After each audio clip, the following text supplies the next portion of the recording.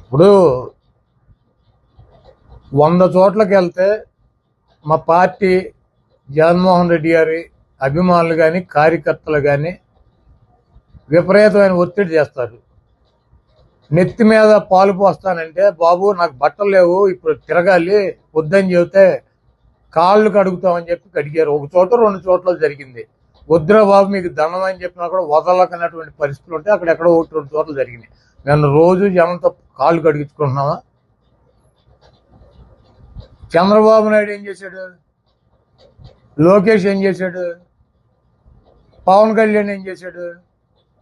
వీళ్ళ డప్పులు వీళ్ళే పెట్టుకుని, వీళ్ళ తమ్ముళ్ళని వీళ్ళే పోగేసుకుని, వీళ్ళ దండలు వీళ్ళే తెచ్చుకుని, మరి ఇవన్నీ ఏంటి? ఏబిఎన్ రాధాకృష్ణకి, రామోజీరావుకి, బిఆర్ నాయుడికి